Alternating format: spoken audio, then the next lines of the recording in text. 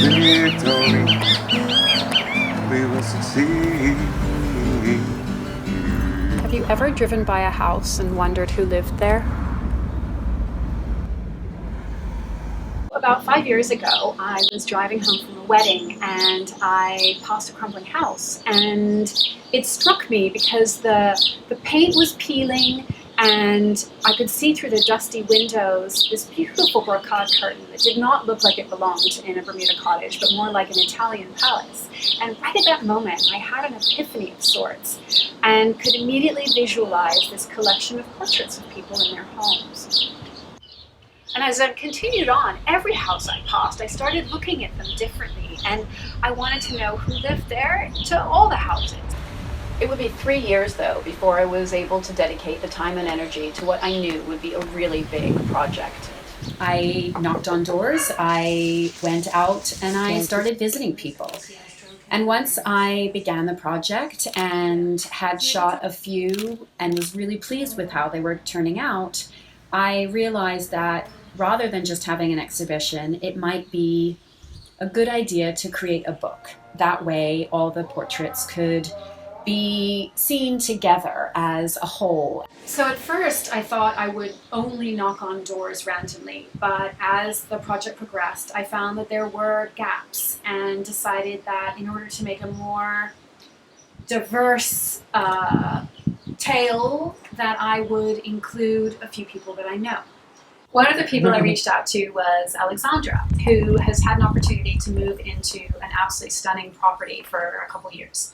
She has made a home studio, which is really important for her because her business is so much a part of her life. The island has always been an inspiration to her, and now living in this property, she is incorporating some of the sea life that she sees on the shore into her designs.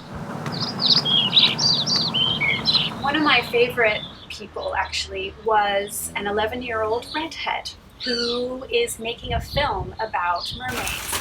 And it's this elaborate tale of princesses and little girls and evil queens, and she's so small that she has this grand idea of making this film. She was a trooper. It was March, so it was still very cold, but she dove in the water for me and swam back and forth so I could get the perfect shot. So one of the things that was truly amazing about this project is how much I learned about Bermuda. It started out with this idea to just capture a single portrait, a single beautiful portrait of the people in their homes. But as I was spending time with people, regardless of their upbringing, their nationality, where they lived, what time of day I knocked on the door, I learned so much about them, about who they are, about the things that they love, and little gems about the island that I didn't know. Actually, the first house I knocked on, a man came to the door with a 12-inch knife in his hand. I was obviously very, very worried, but it turns out he was just cooking his supper. One guy that I visited, his name is Adrian. He is a professional event organizer, and one of the items that he includes in his events is fire throwing. I can't remember exactly how he discovered fire throwing, but he fills his mouth with gasoline and he blows these flames, and it's really exciting.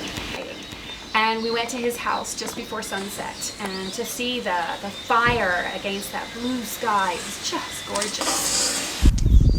When I first set out, I really wasn't sure how my uninvited knock would be received, but people who were warm and welcoming and incredibly forthcoming about their lives.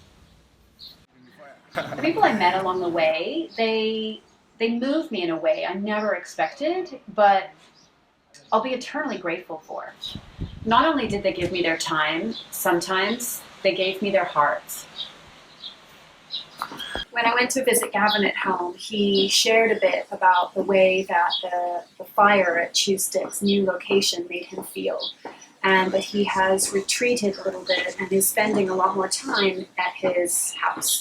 That he's built a sort of sanctuary of sorts where he has this beautiful little hammock that he sits in and he plays music, and he's raising chickens, and he's now having a go at raising quail.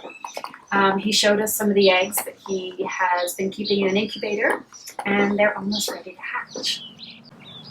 I'm a huge fan of Jacob Hawking's architecture, so I reached out to him to see if he'd been working on any sensational projects of late, and he put me in touch with Anne Mides.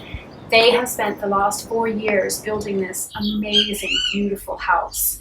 And it was an absolute pleasure to visit. And she walked through the house and the wind blew her dress. And it really was just such a magical space. We have subsequently become friends, which is even more touching and has been a way that this project has meant even more to me. There are many of the people that I actually have become friends with. This project began with a desire to photograph people in their homes, but I soon realized it was not just about the spaces or about the objects themselves, but about the stories behind the objects and what people do and what makes them truly happy. Everyone has an extraordinary story to share. Everyone is nostalgic. They treasure their memories and their family history. And what I found was that their most cherished belongings are not valuable, they're sentimental. It seems that home really is where the heart is. Will achieve.